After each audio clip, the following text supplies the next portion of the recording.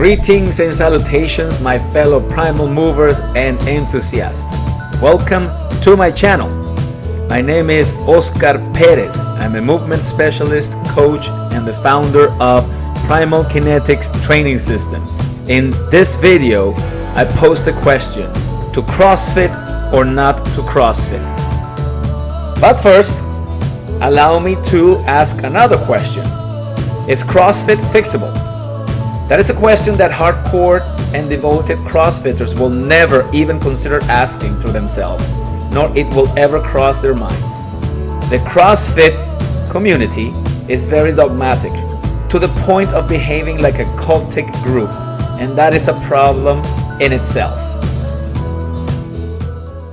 And the answer to that question will be presented towards the end of this video, and you will decide whether I'm right or wrong.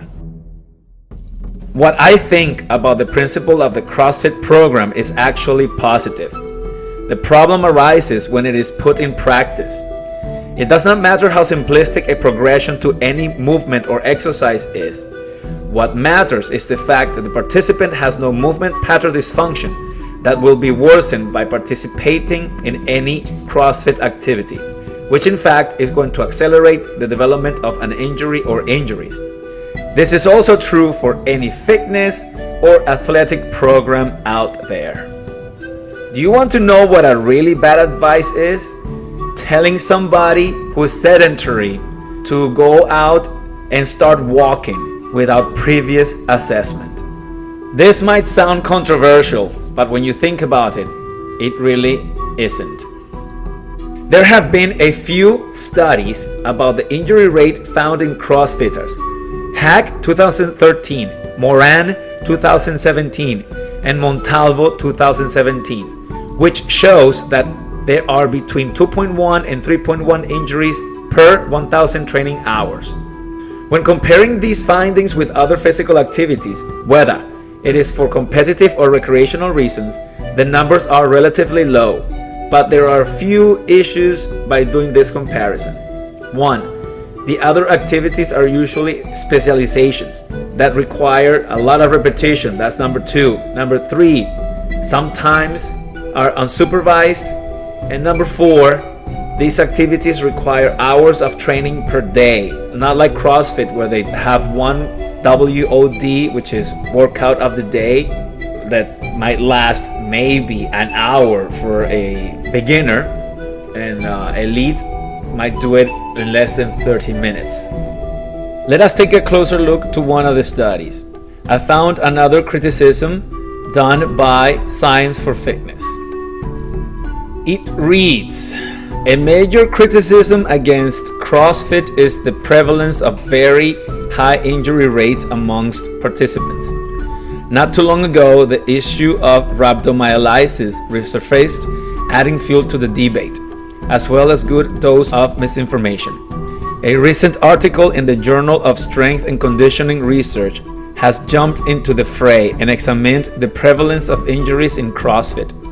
The authors don't get off to a very good start in their introduction, as they list the total number of affiliates worldwide to be about 3,500 when there are nearly 6,000 in North America alone.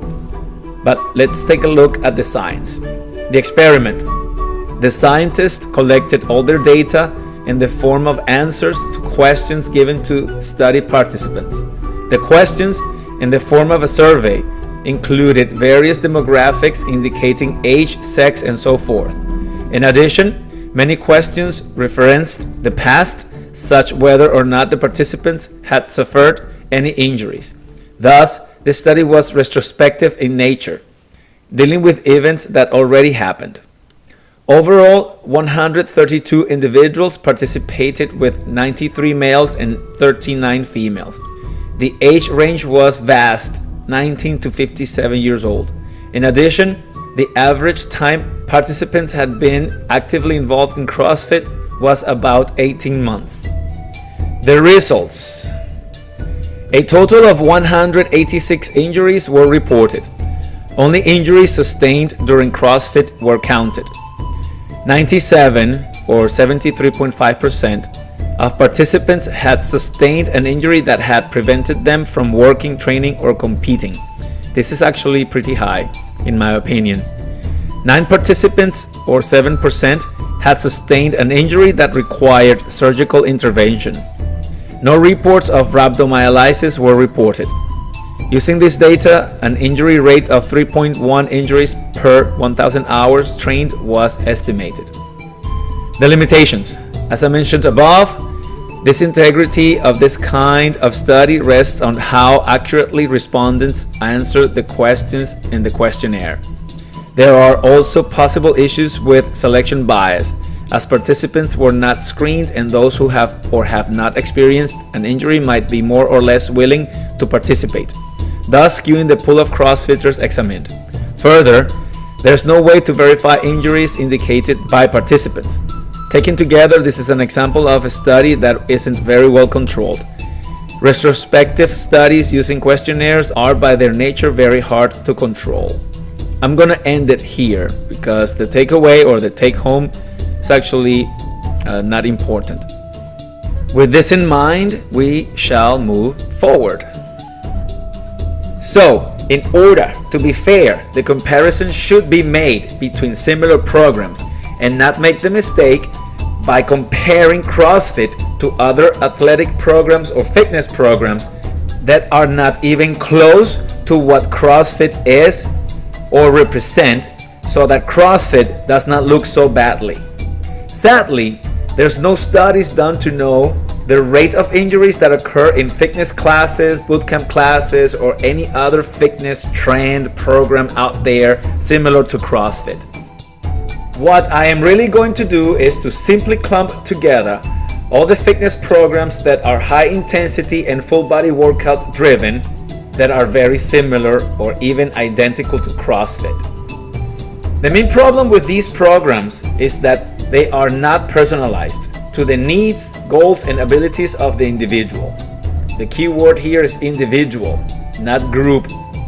They have no screening process, no health review, and no medical history. All that is needed is a signed waiver and start flipping truck tires, doing burpees and other complex movements that require proper technique. When looking closely into all these trending fitness programs, one can notice what is obvious to someone like I am, which is that none of them addresses quality of movement, but in their stead, the focus is on quantity.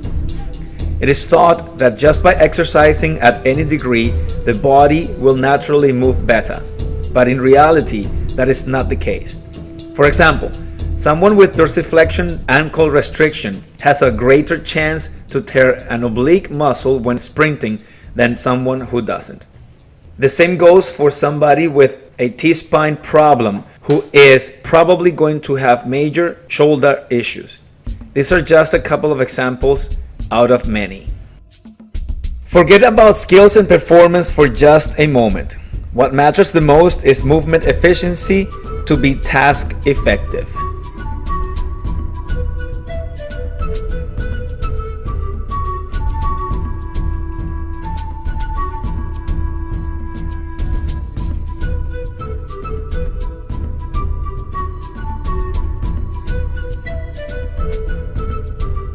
There was a study conducted in 2015 by EXOS, E-X-O-S, called Exercise-Based Performance Enhancement and Injury Prevention for Firefighters, contrasting the fitness and movement-related adaptations to 2 training adaptations by Frost, Beach, Callahan, and McGill.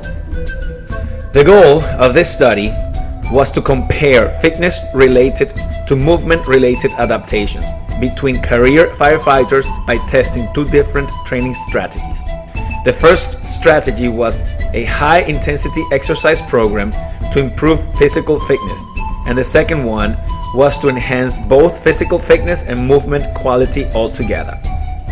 52 participants were assigned to 3 different groups.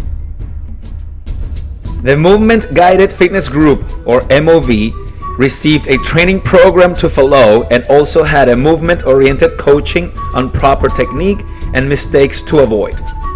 The Conventional Fitness Group, or FIT, received a training program to follow, but with no coaching whatsoever. And the control group, or CON, which had no new program to follow nor coaching. This group was instructed to continue training the same way they were currently training. All participants performed a fitness evaluation and laboratory-based test before and after the 12-week training period to quantify their results. The evaluation tested for fitness attributes and movement quality, and it also contained 5 occupational relevant transfer tasks that were unrehearsed during the program. The objective of these tests was to see which type of training prepares you better for the unexpected demands of the world outside the safety of a gym. Actually, the researchers wanted to know if training a certain way led to more efficient and effective movement when performing in an unpredictable and chaotic situation. It was imperative that the participants started without existing pain or injuries. They trained 3 times per week and each session lasted 1.5 hours. And the results are in, ladies and gentlemen. MOV and FIT groups showed significant improvements in all aspects of fitness. However, only MOV showed improvements in spine and frontal plane knee motion control when performing each transfer task. The transfer tasks are the unrehearsed tasks. FIT showed less controlled spine and frontal plane knee motions whilst squatting, lunging, pushing, and pulling.